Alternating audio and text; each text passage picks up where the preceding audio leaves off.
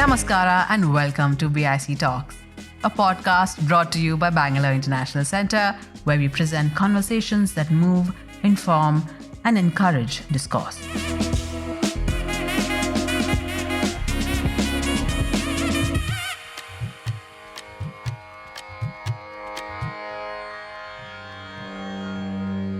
So what is at stake in the technical is an ability to imagine a certain future. What is the future that you are demanding? What is the claim that you are making against someone? What is the mode of vulnerability that you're expressing? So these aspects of these passionate ideas of language come through the technical. So the technical is a place where human voice emerges. So to engage with the technical is not just to say your signature was misplaced. It's to articulate a certain demand, it's to articulate a certain desire, it's to persuade, it's to articulate an idea of vulnerability. And so the law is a peculiar form of language that allows this to happen. How do people who are often at the receiving end of legal violence engage with the law? Amidst the grinding terror trials, which are replete with stories of torture, illegal detention, and fabricated charges, this talk by Mayur Suresh, author and senior lecturer in law at School of Oriental and African Studies, University of London, will discuss how the terror accused schooled themselves in legal language and came to understand how the paperwork's certificatory procedures produce legal truth. Though seemingly mundane, legal technicalities are fraught and highly contested, and acquire urgent ethical qualities in the life of a trial. Legal language becomes a question of a form of life. The file becomes a space in which the world can be made or unmade, and the petition is a way of imagining a future.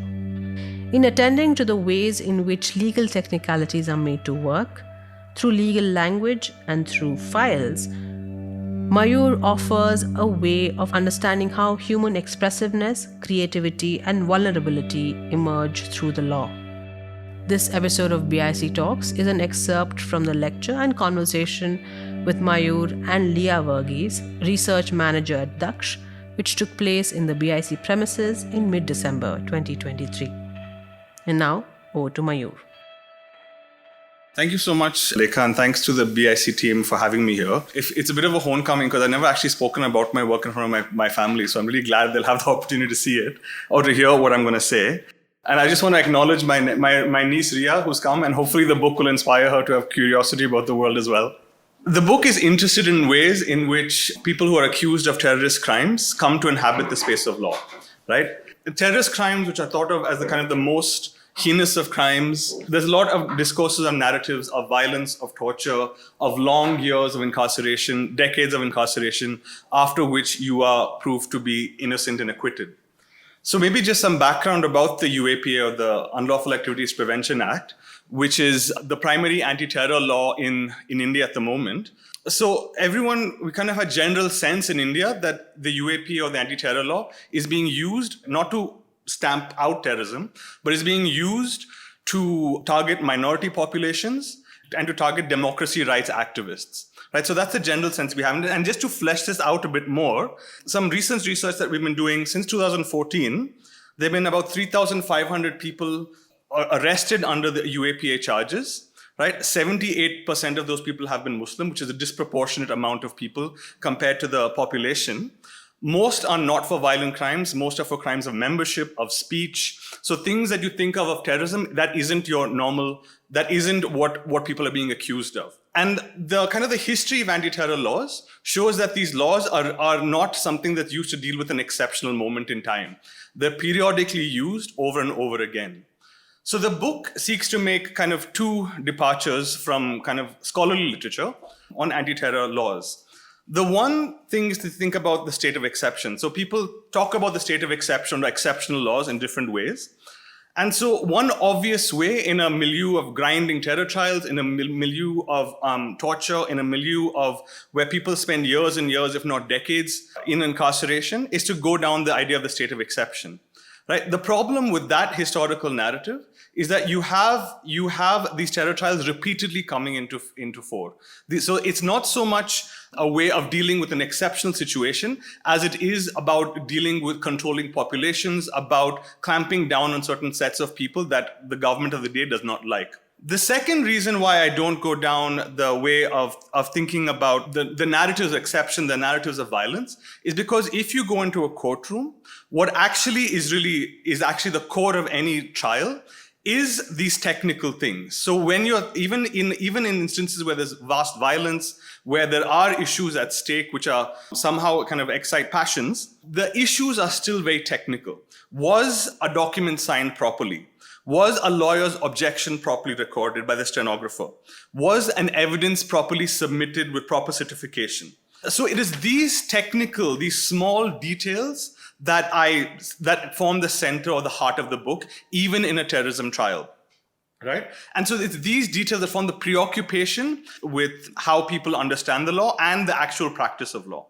So I frame this idea of the technical in three ways. The first way is to think about the etymological root of the word technical, right? Of the technicality. So the word technical comes from the Greek techne, which is a form of knowledge that is gained by doing something, right?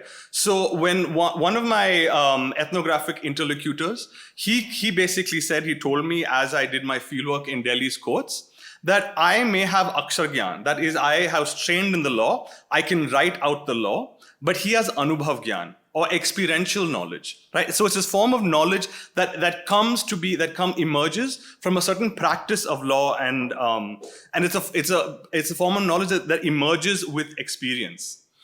The second way I think about technical is this idea of knowledge that is socially held, that's held by communities of people within the jail.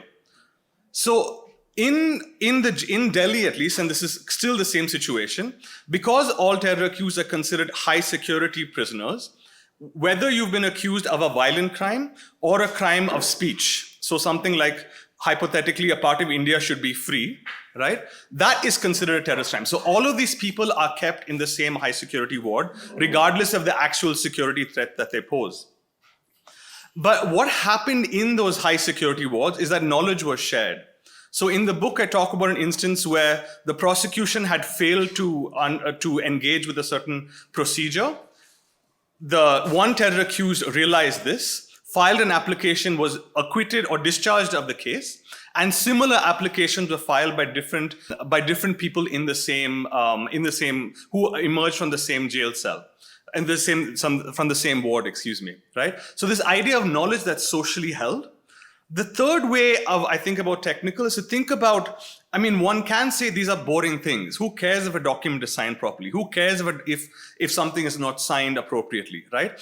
But these things are really, they excite passions, right? It's an element of human voice in a certain sense, right? So behind every document, right? Because you can hear people when they talk about it, they say this document was fabricated, right? So this document is fabricated is actually a small thing. It's sort of a small thing, but it's quite a technical thing. The signature was forged, the Xerox was taken badly, etc., etc. But there's a certain passion behind it. There's a certain animation that comes when people talk about technicalities during the course of the trial process. And so what the book kind of tries to do in the last sense of the word technical is to think of the technical as a way through which human voice, human passions, desires, demands, vulnerabilities, infelicities all come to bear, right? So the law becomes an avenue for these aspects of human voice. So as a way of kind of sketching out these three dimensions of the technical, I want to narrate one story that I came across during my fieldwork. And it's about a story of a person who I call Qayyum. In 2011, a trial court acquitted Qayyum and 6 other co-accused of terrorism-related offenses, including possession of firearms, impersonating public officials, an attempt to murder a police officer. Several men were accused of coming to Delhi from Kashmir in order to carry out terrorist attacks. That's the police narrative.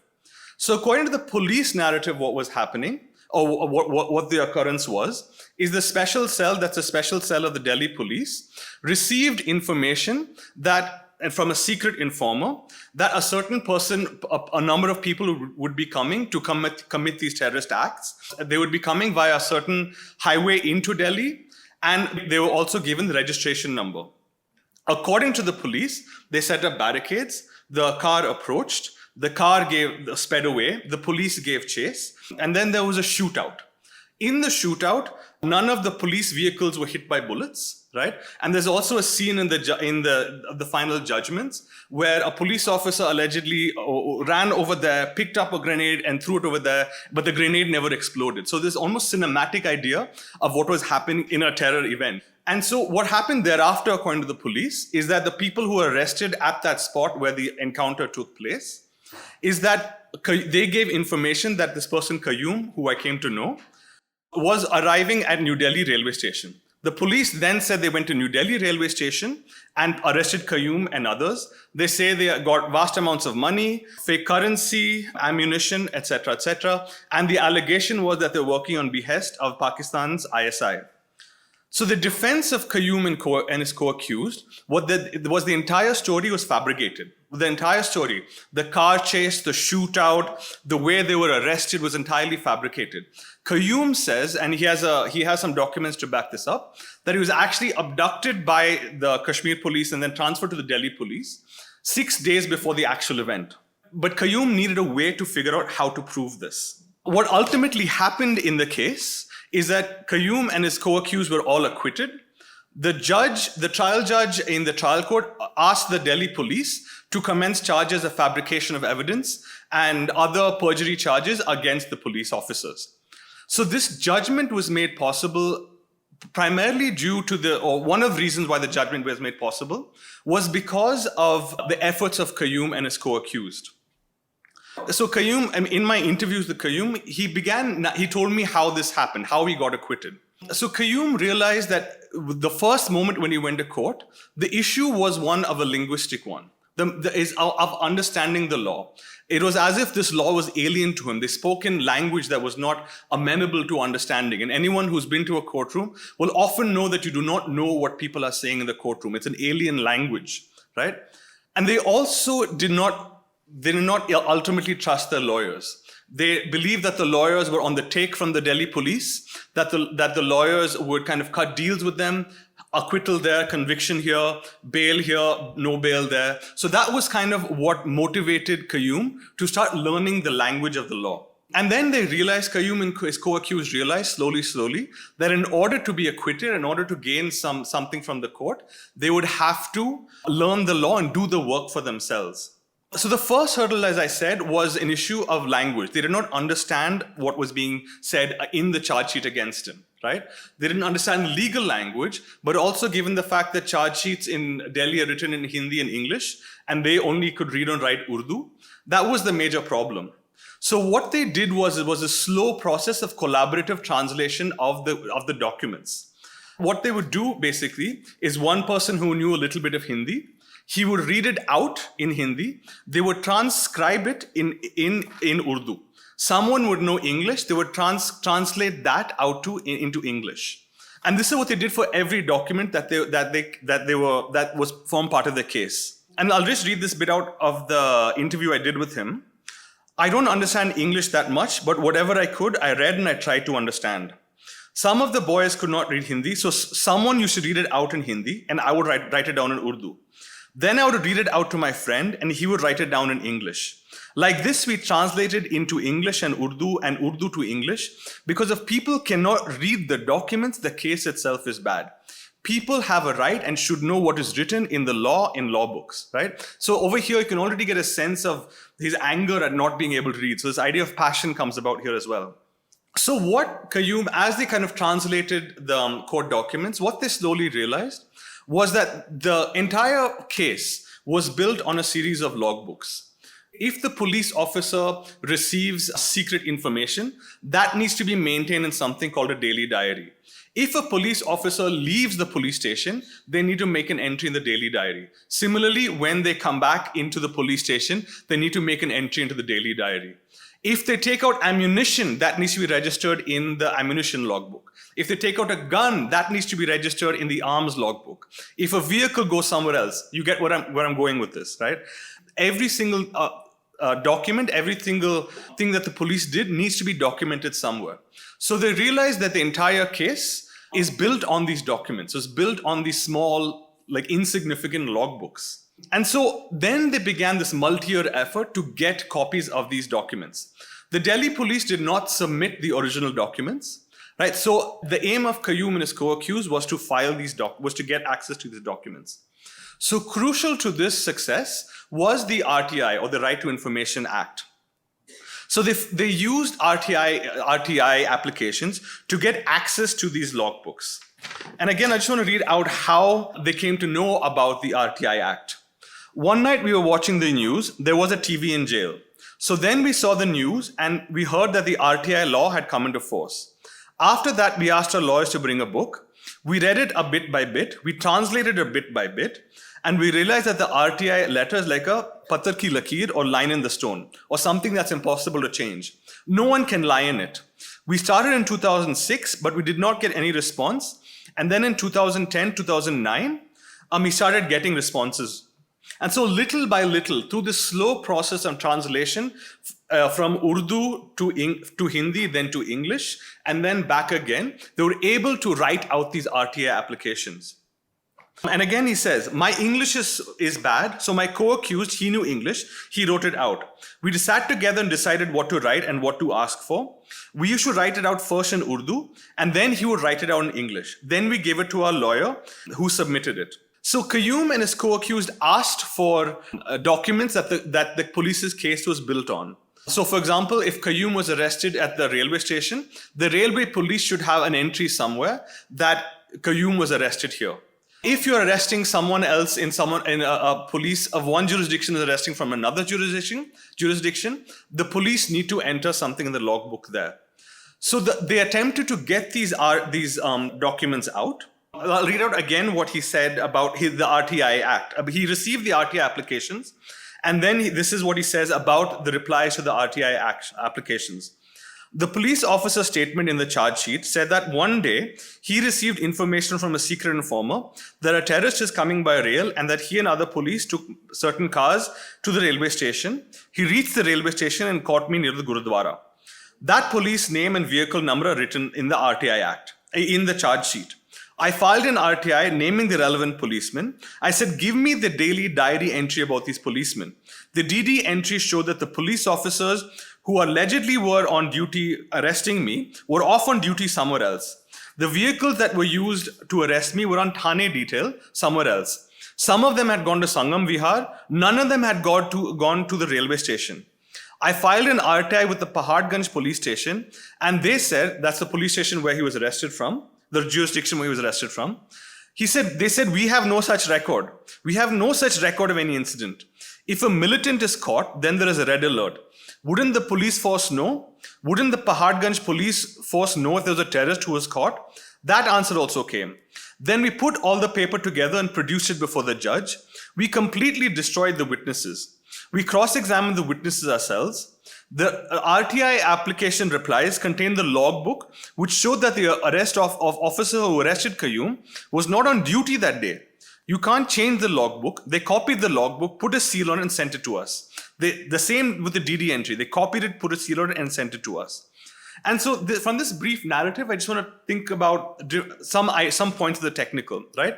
So this idea that I want to talk about it more with Leah as well, is this idea of intimacy that emerges, right? So law is not this distant thing that's coming from elsewhere. It's not this eagle that's swooping above us. But over here, there's an idea of you're building a certain intimacy with legal texts and legal procedures. You're doing the slow work of translating, slow work of reading, right? So it's almost as if there are potters with clay or woodworkers with wood. They're using their hands to build a certain idea of knowledge, right?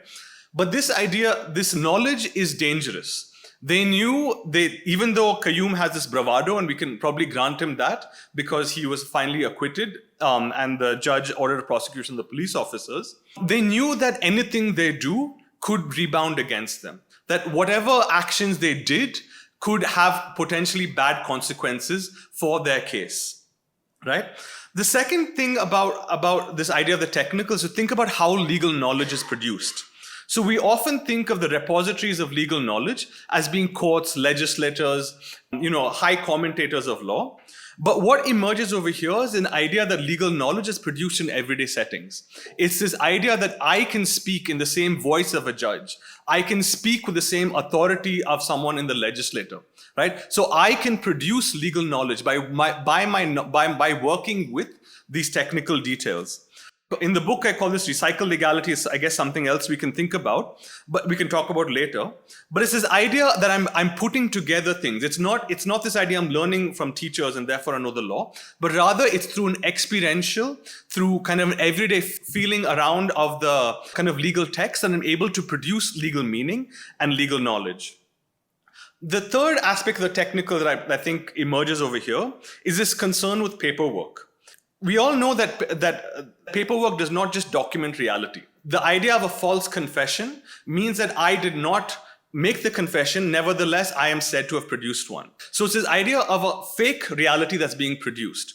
What happens over here is that terror-accused defendants are exploiting this capacity of documents to produce reality, of documents to produce truth. So in order to undermine the truth value produced by the police, they are producing their own truths. The last aspect of the technical that I'd like to draw attention to is to think about the kind of the passionate, what Stanley Cavell, the philosopher of language, calls a perlocutory dimension of language, right? So language is a mode of claim making, of demanding, of expressing vulnerabilities. So what is at stake in the technical is an ability to imagine a certain future.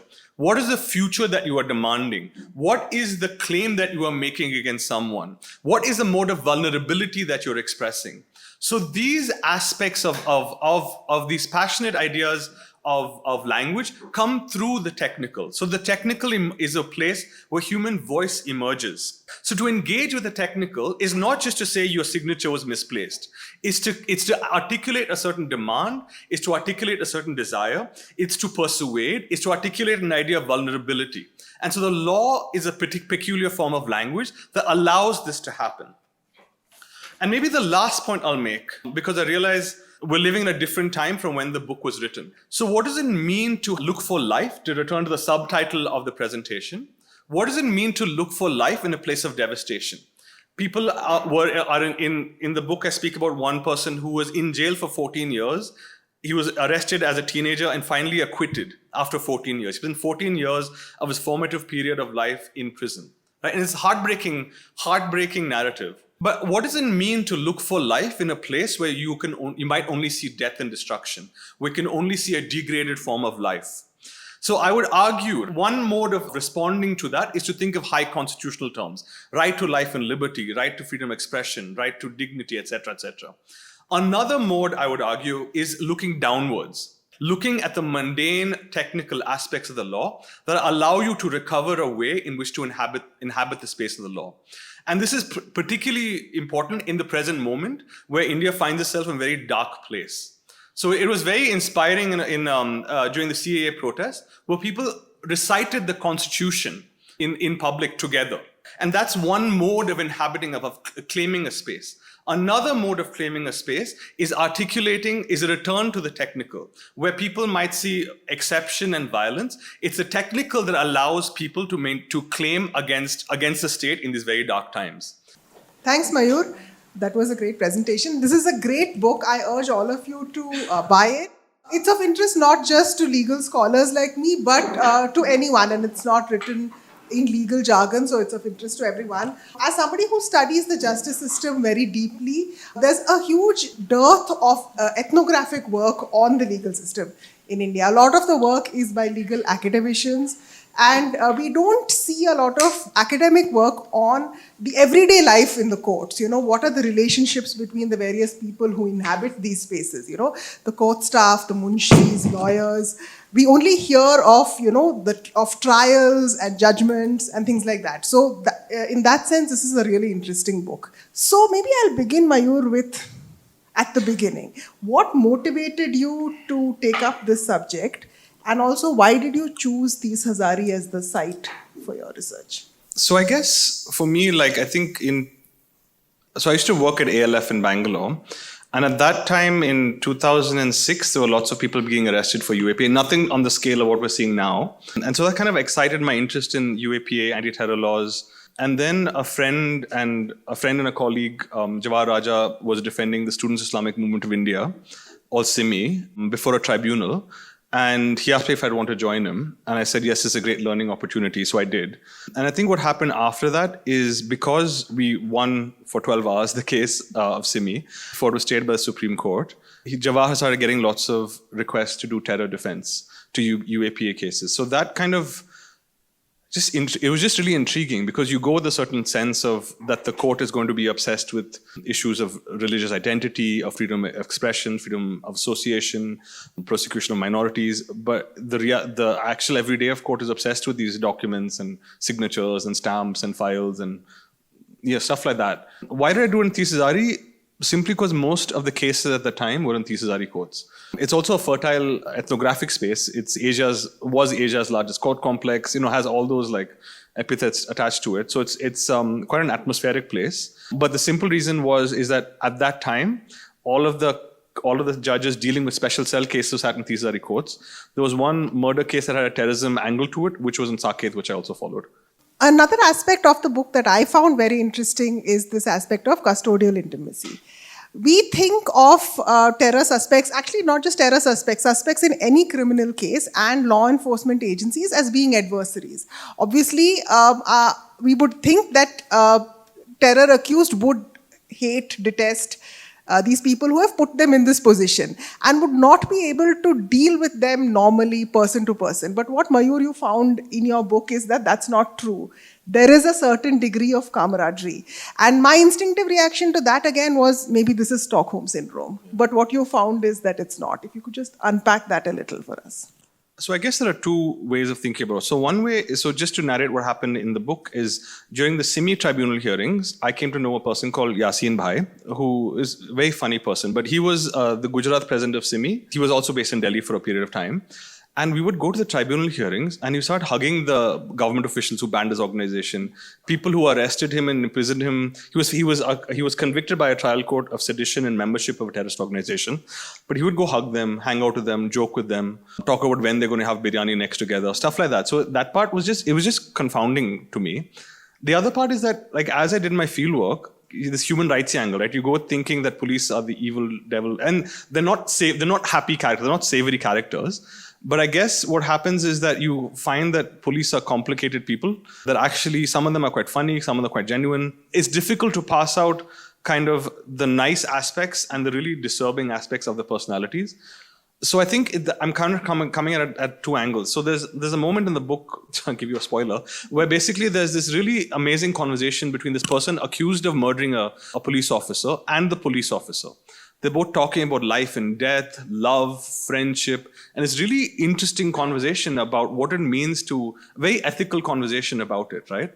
And there was a certain amount of care there and a certain amount of friendship, but moments later, the police officer gets up. No, before that, the police officer tells the guy, you'll definitely be acquitted. There's no hard evidence against you here.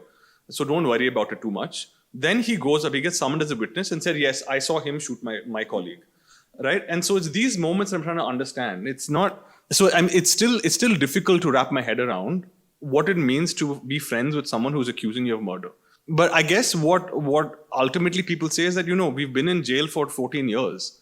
What else you expect me to do? I meet this guy every day, or every time I come to court, he's my conduit to the outside world in a sense. He knows my family, he knows everything. So it's a long, like a weird rishta almost, like a long relationship that you build up with the police officers that kind of goes between violence and care.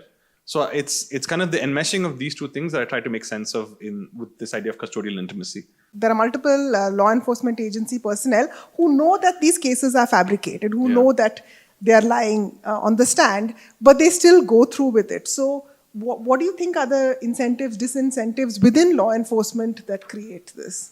So there's definitely an incentive built into the system in a sense. So one of the people who I talk about in the book is a guy called Bandhari. If you go to Indian Qanun and Google his real name, which I can't give you right now, you will find that he filed an application for promotion which was denied. His application for promotion said that he had arrested so many terror accused, he had killed so many people in an encounter, and other things, right? So there's an element of there's an incentive element built into it, but also there may be like so it's also puzzling to me, right? It also could be a turf war thing. So there's one that the Delhi police and the Bombay police hate each other, right? So they keep on arresting each other's informants as accused. And so that is one thing. In order to get back at the Bombay police, they arrest one of their informants and say, actually, he's a prime accused in this terror offense.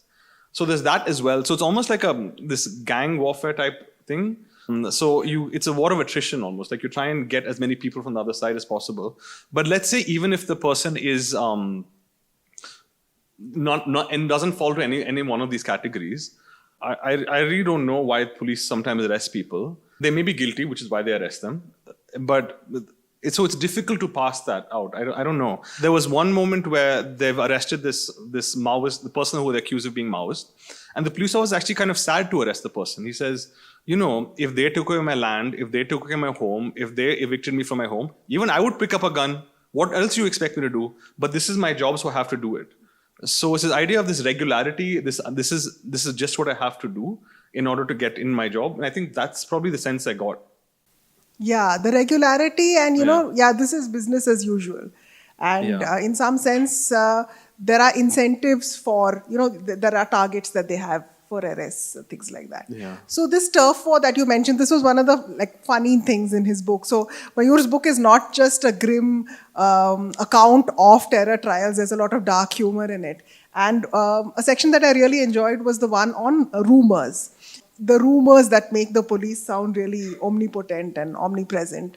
So there was also a really funny incident of the microchip. So maybe you can just describe that.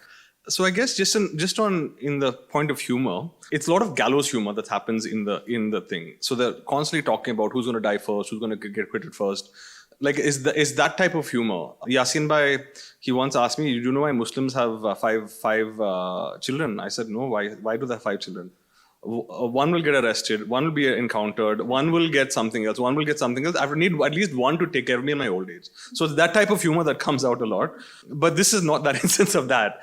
So you have legal knowledge, but this legal knowledge is always kind of influenced or can't be separated from this idea of rumor of what is happening in the courtroom. So the instance that Leah is talking about is I'm in the courtroom and I'm just following a particular case. It's a case of membership. He was accused of being a member of a Kashmiri terrorist organization, not accused of violence or anything else like that. And then I follow the lawyer and I follow the accused, the defendant's brother-in-law back to the chambers. To cut a long story short, they say that what has happened is he's innocent, but whatever he did because the special cell made him do it.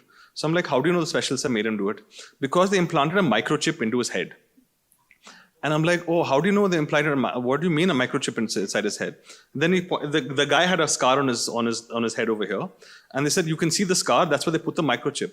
So I was like, and I'm completely flabbergasted because I don't know how to respond to this. Someone says a microchip in the head. And the lawyer is saying this, right? And they said, yeah, because the microchip, they do this and they send messages to the guy and he does all of this stuff. And he says all of this stuff. And I'm like, okay, I'm like completely flabbergasted because I don't know how to respond to this. Like, and I'm just taking down notes. But what I found later is that not just this guy's defense in the trial court was that a microchip made him do it, but that the story had spread. Everyone was talking about that microchip case in the jail, in the courtroom. This reporter who I came to know called me and asked me, have you heard about the microchip case? So But it's this darkness to it. It's very funny. It's hard not to laugh, but it's also darkness, right? This idea that the police can do these things, right? So some people would refuse to say money on the phone because they believe the police would do something, right? So this idea of that you're constantly being watched, that you're constantly under surveillance, it's almost like this jittery, nervous reaction you have, right? So it's ridiculous, but it's not ridiculous. I mean, in a milieu where people are constantly being kind of have cameras in different angles, it's difficult not to think that a microchip is making you do it. Yeah. And I mean, what was most interesting was that this wasn't just gossip in the corridors. This was in the pleadings. Yeah. So this was defense. It made it into the judgment. The guy was acquitted because of lack of evidence, as most terror cases are. But it made it into the courtroom. So clearly, the lawyer had downloaded, the lawyer believed it, the brother-in-law believed it, everyone believed it. And so it's not, the question is not whether it's irrational. The question is, what kind of power does the police represent that makes you think that this is possible? Exactly. That even the judge hearing it didn't say, I mean, what do you say? Yeah, he just recorded it. He just recorded It's in the judgment. Yeah, it's in the judgment. Yeah. Now, just going back to something that you mentioned during your presentation about documents and, all these certification processes. So in India, our lives are ruled by documentation. I call it like death by documentation. We are always being asked to produce identity documentation, which has to be attested, signed, notarized. And in the legal system, this is particularly acute. So if you could just explain that a little bit. So I guess, as you said, everyone knows that we all are like, there's a surfeit of documents, what's happening, right? But what happens in many cases, well, I'll narrate the Kashmir case first. So in the Kashmir case, what happened was this, it's a standard encounter narrative, right? The police arrest a person accused of being a terrorist. The person in this particular case alleged to have, was guiding them to a hideout. The hideout was rigged with booby traps. The guy died. Right? It's a standard encounter narrative. Either the person shoots and is shot back by the police, or the guy dies because of a booby trap, right? What happened differently in this particular case, the case is called Masooda Parveen, which is the band's wife. So Masooda Parveen filed a case because what happened is that unlike many other cases, for some reason, we're not sure why, the police ordered an inquest as to the cause of death. So the cause of death, according to a snippet somewhere else in the inquest, was that this was an unnatural death caused due to the police. That was the brief thing. But what happened is that the Kashmir police lost the file, right? So conveniently, they lost the file, which could have established whether the truth of what had happened, right? And so it's this idea of that, your life can be unmade and remade by files.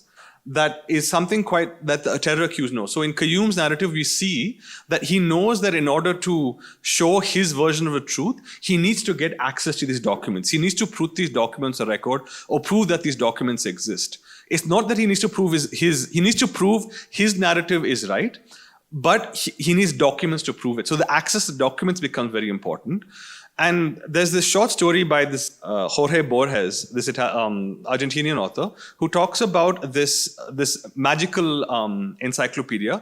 The moment you read it, it becomes true, right? So it's this magical encyclopedia about this fake world that has different language, different currency, different people. So every time people read it, so currency suddenly starts appearing. People from that magical world appear. So it's something like that, right? That happens over here. That your life that you did not recognize, that your past history that you did not know as your own suddenly becomes yours. And so you're forced to confront that alternative past for you. And so that's what the documents do. It's making you confront a form of reality that you don't recognize anymore. And this obsession with documentation is like really pervades through the justice system. So many years back, I was helping an under trial prisoner get bail. I mean, he had already got bail and 3 years had gone by and he was still in prison because he couldn't produce surety. So finally we helped him get surety and the magistrate is hearing the case and the magistrate says, I need an ID document to release him. And we were like, but he's standing here in front of you. He doesn't have anything. He's lost his driving license. He doesn't have any other proof of identification. He's a migrant worker in Bangalore. And the magistrate just refused to grant bail just because the person didn't have an ID. I mean, the person was in prison, standing in front of, but we really obsess over this idea of documentation. Yeah, no, I think it's a particularly South Asian thing. That if you don't have a document, you don't exist. Yeah. So there's an old Roman maxim which is I can't say it in Latin, but basically it does not exist if it's not in the file. So similarly, you need a document to prove your existence. Exactly, and I think maybe some of that comes from colonial times when the British had this notion of native duplicity and that this idea that Indians were always forging or faking things. Yeah. But it's interesting because, we still have that idea, right? We can't trust it. We need a document, but you can't trust the document, which is why you have this multiplication of different identity forms, right? That this driving license could be forged. Oh, let's get your Aadhaar card. Oh, this Aadhaar number, who knows, right? So it's this idea that you constantly need more and more documents. So it's not that you have a document, suddenly everything becomes true. you just have an obsession with documents to produce more and more. I've often thought, why do we actually need affidavits at the end of pleadings? Why does the litigant have to, say that everything that is said is the truth? I mean, don't we assume that what the litigant has said is true? Does that notary's signature actually make that true? I guess what I would say is, I guess the bigger question is, why do we need it, right? So that's a big question.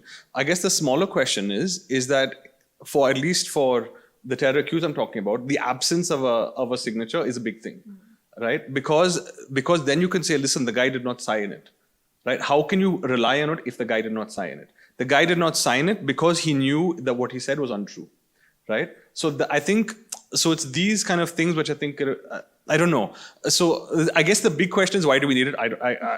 But the smaller question, I still think it's an important question, is that because we're so obsessed with documents, the fact of these small things allows people to kind of insert themselves in the case. Yeah, I'm just double-clicking on the idea of people inserting themselves into this case. So a lot of this, what you call the recycled legality, is based on, terror accused learning about the law, creating their own, drafting their own pleadings. How do you think that will be affected by digitization, computerization? Now, a lot of courts have mandatory e-filing. So, this idea that the people who are accused of crimes can kind of pick up law on the go and, represent themselves. Do you think that will be affected by these changes? I guess yes and no. I think I was speaking to some lawyers. I'm working on the other projects. I was speaking to lawyers in Delhi. So what they found was in a lot of UAPA cases right now, because they're arresting like tens of people, like 50, 60 types of people, and the charge sheets go into like tens of thousands of pages, right? So how do you get documents to every single person, right? That's part of the procedure, is that once you're accused of something, you have to know the charges you're accused of and the evidence, that is the documents which you have a right to, right? So then they're like, okay, now all of you pay 10,000 rupees or something like that. And like, we can't pay 10,000 rupees, we're in jail. Like, where are we supposed to get the money from?